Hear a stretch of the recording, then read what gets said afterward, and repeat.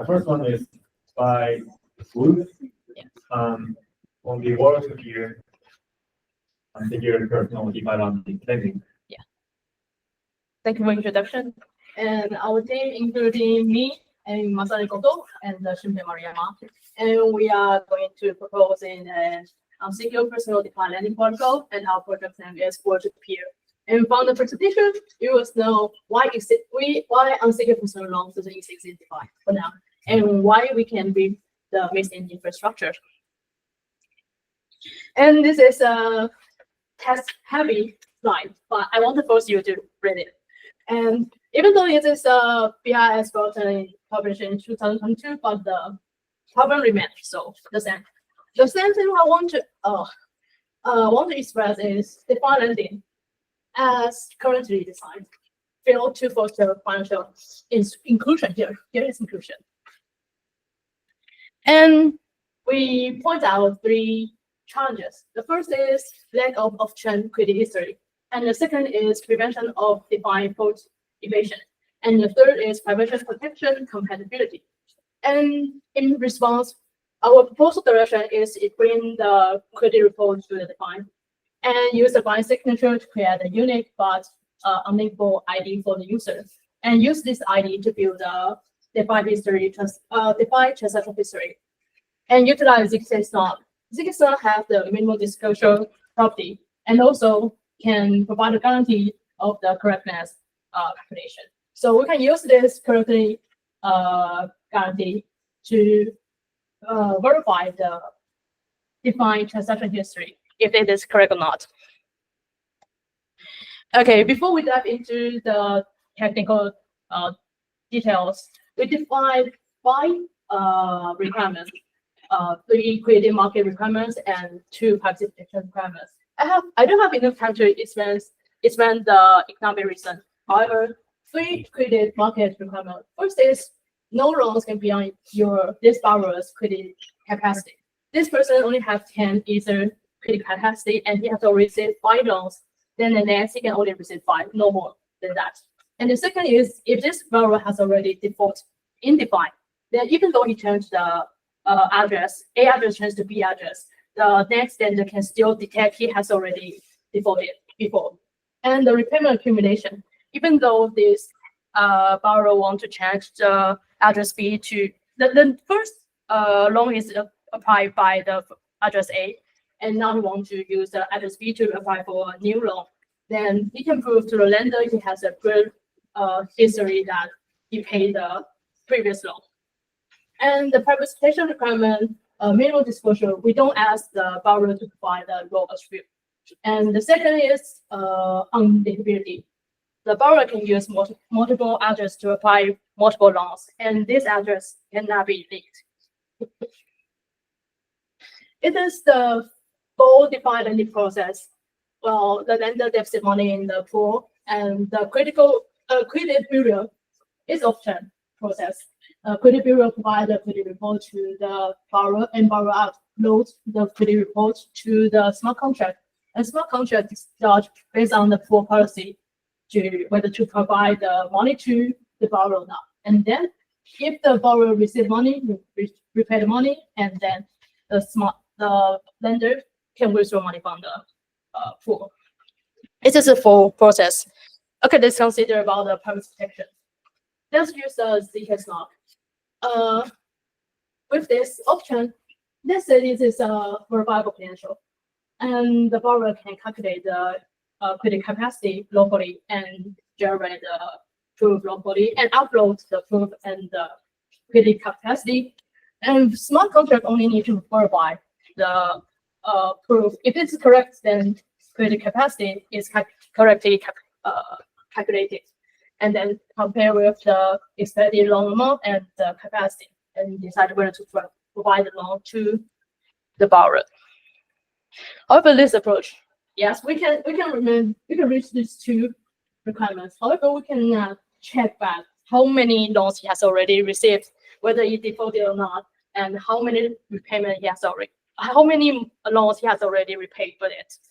So let's try to open these borrowers' credit report ID. With this, we ask the smart contract to record the loan status that this credit ID has already defaulted, or this ID is unpaid, and it status recorded by the smart contract. And yes, and borrower need to generate the proof by this credit report ID with this capacity, and then this smart contract need to verify if this proof is correct. Then you can know the capacity is calculated correctly and the credit report ID is correct.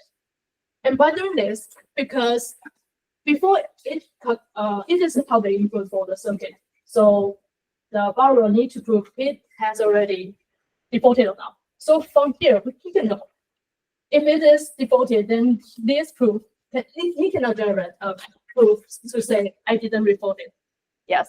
However, this approaches, yes, we can reach these three requirements, but from the credit ID, if someone in the option knows this person's credit ID, then he can monitor this person's defined activities.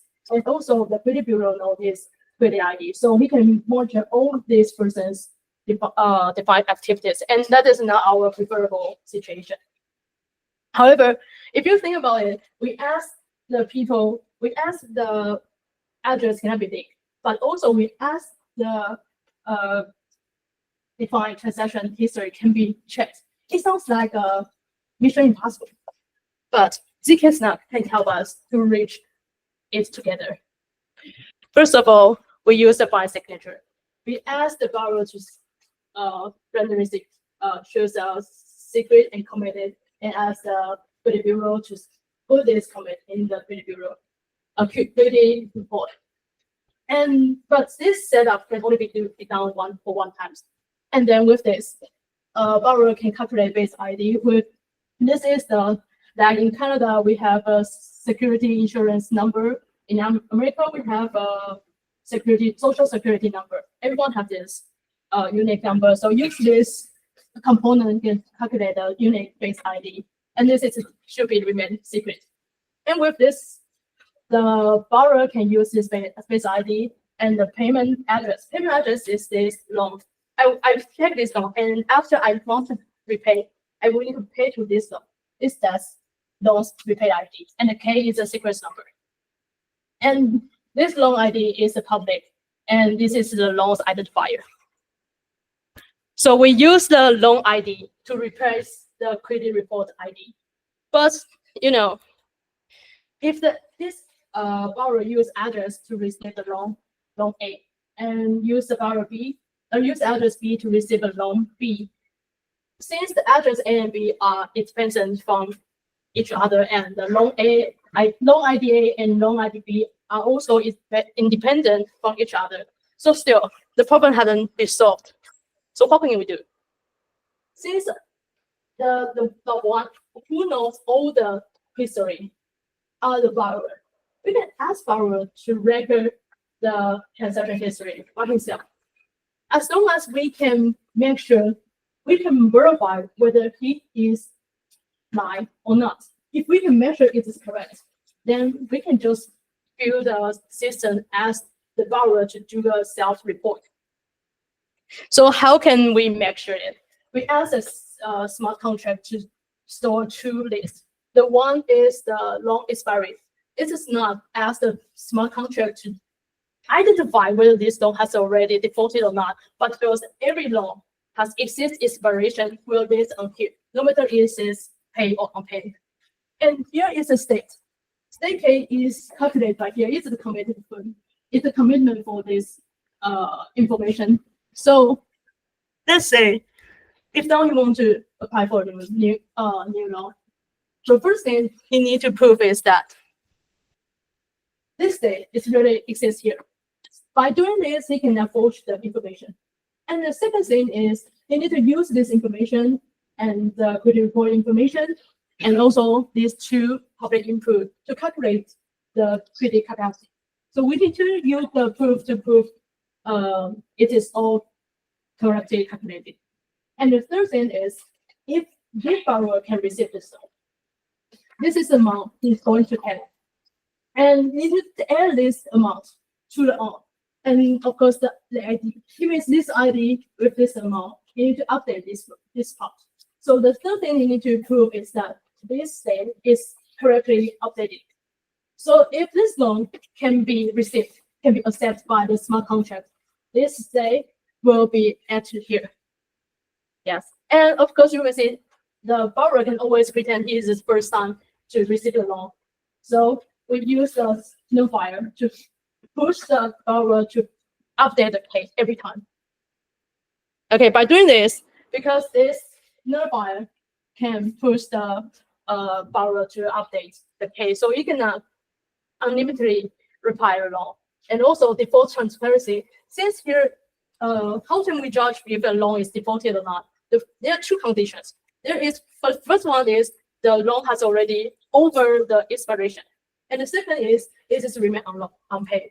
So this list can provide the information of which loan has already exceeded its expiration, and this record can know if this loan still stay here. We can know it is remain unpaid. If this remain unpaid and this loan has already in this list, we can know it has already defaulted.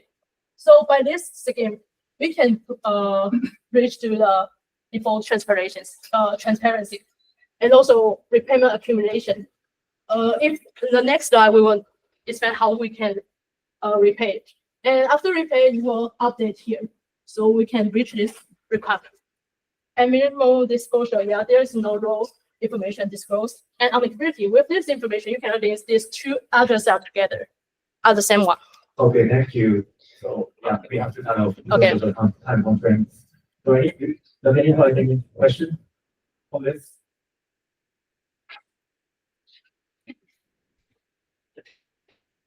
Thank you for your presentation. So is it correct that each deferred history and so on is associated with the state K on chain? State KE, yes, on chain, yes. Yeah, so how much so is it proving cost or is the target size independent of the K or does it depend on the K? You mean Whether any proof any target for either I or we should. depends on the size of the K. You mean this case, not 5K discussed? Yeah, so okay, so if any of the these targets depends or the size of the any Size. size of the any second, complexity of the any second for any I or I or pricing depends on size of the K or maximum size of the K or it's just a cost. I don't think it depends on the size of. Okay, yeah. Thank you. Any other questions? And if I'm allowed it, I want to ask Vitalik a question. Yes. Yes. And I have no time to explain the repayment process. However, we want to add one function here. We ask the borrower to record the information himself and report himself, and we verify whether he is honest or not. It's an our scheme. And then we want to add one more condition here. This condition, if your loan has already expired and for 1 year, the condition is reached, then your credit report ID can be exposed and be disclosed. And why we need to, because of this reason. Anyway, we need to listen. But the question is, the borrower doesn't have the information incentive to reveal his credit ID. Right. Yes. And now the smart contract doesn't have the ability to detect which one has already defaulted. Right. Yeah. So Yeah, I can see. we? The fundamental problem, right, is cryptographic protocols reveal information. Cryptographic protocols reveal information when something happens. Cryptographic protocols don't have a way to reveal information when something does not happen, right?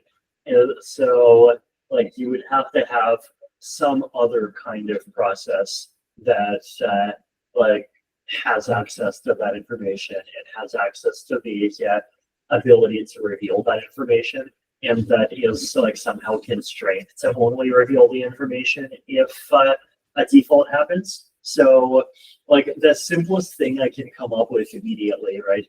If you have all the Egyptian gods, then you can put the CRID into an obfuscated program, and then the obfuscated program would check for a zero knowledge proof that says that for a period of 1 year, like on the Ethereum blockchain, there is no evidence of a log that has a particular topic that corresponds to repayments.